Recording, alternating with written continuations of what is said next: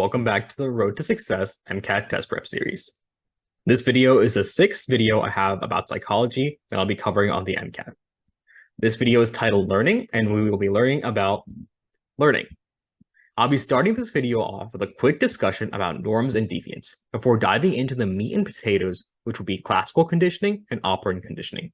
These are classic psychology topics that you might already be familiar with, but I still want you guys to know it in detail, as these are very, very important for the MCAT. I'll be wrapping this up with a quick discussion about self-control.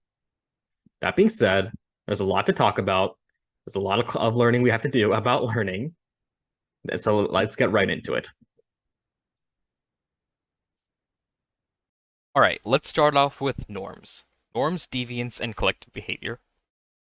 Norms consist of folkways, mores, laws, and taboos, in that order of severity.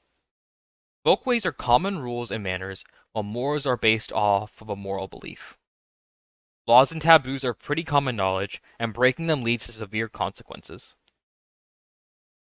Straying from norms is called deviance, and there are two main theories associated with that.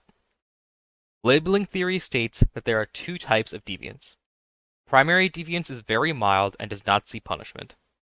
This is usually seen in teenagers finding themselves in the world, and they tend to experiment with various countercultures, such as goth or hippie cultures.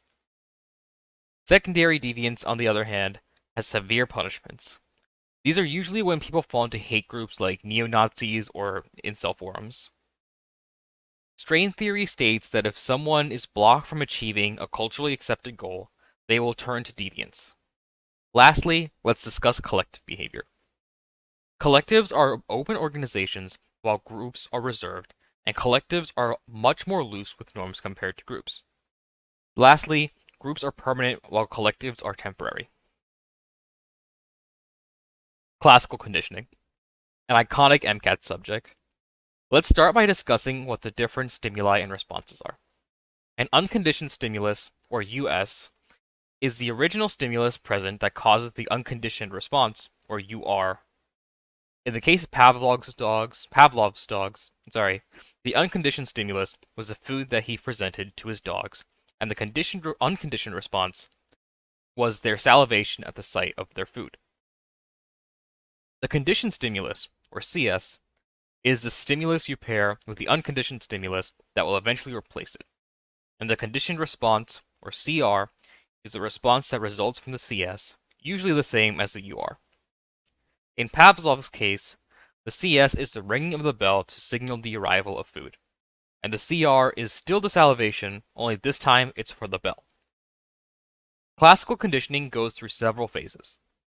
First is the acquisition of the CS. Then there's extinction. Assuming there is no reinforcement of the CS and CR, the conditional response will go extinct.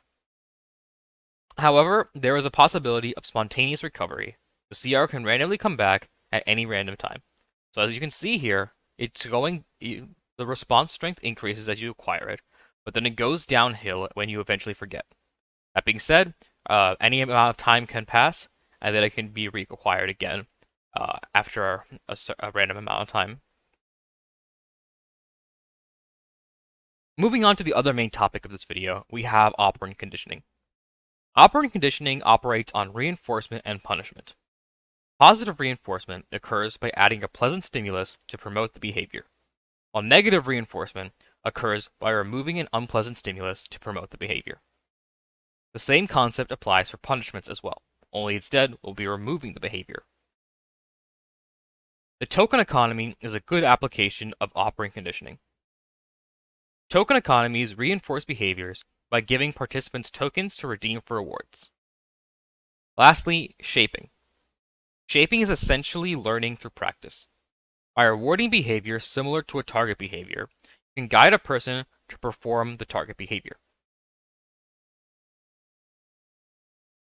Let's go over the different types of schedules of reinforcement.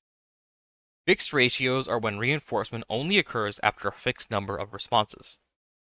Fixed intervals are when reinforcement is enforced after a set amount of time passes. There is less incentive for this kind of schedule. Variable ratios are when reinforcement occurs after a varying amount of responses. It is not fixed, but it tends to average out to a certain number of responses. Variable intervals follow the same kind of concept, only this time it's with time. Now let's move on to some more general learning topics. Innate behavior can be split into simple and complex behavior. Simple behavior are our reflexes. Closing our eyes in response to bright light, or jerking your knees after experiencing pain. Those will be considered to be simple behaviors. Complex behavior is more like instinct. It's the reason why spiders build webs or why birds do mating dances. Learned behavior, on the other hand, is not instinct, and it must be learned actively through classical and operant conditioning, or passively through latent learning. Habituation of these learning techniques can lead to spontaneous recall or insight learning later on. Lastly, aversive learning can be split into two types of behavior. Escape learning is learning how to escape an unpleasant stimulus when exposed to it, while avoidance learning is learning how to avoid the stimulus before being exposed to it.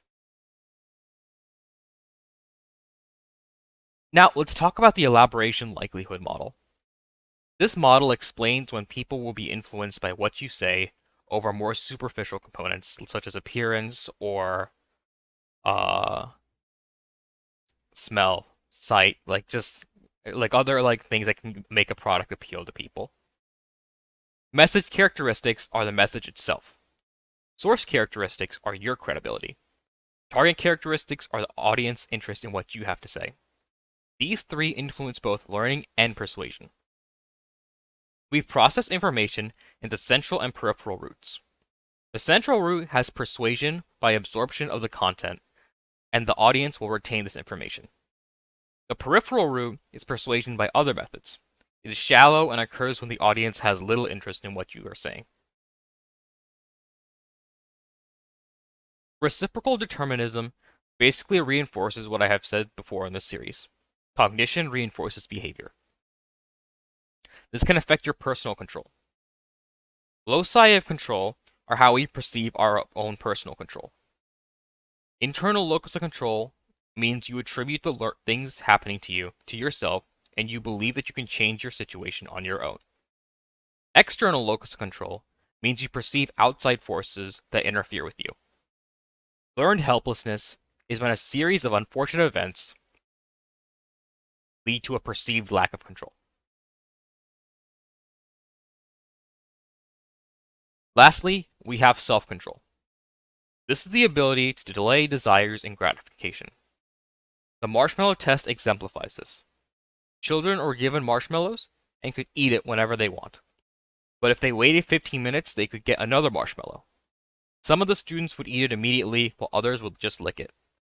Those who were able to wait actually had better life outcomes in the future when they are interviewed again. This raises the idea of ego depletion.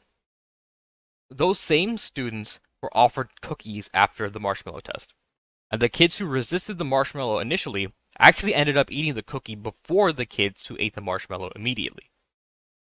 Ego depletion says that this is because self-control is a limited resource that must be replenished.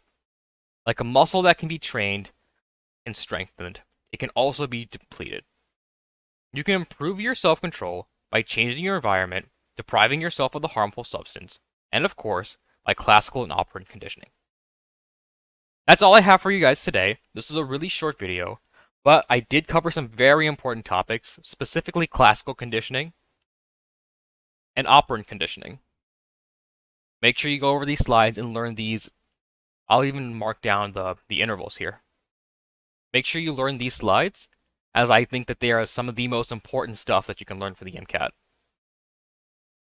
That being said, I also cover norms, social structures, and of course the elaboration likelihood model. I covered self-control and reciprocal determinism. That's all I have for you guys today. Hope you guys have a good rest of your day, and happy learning.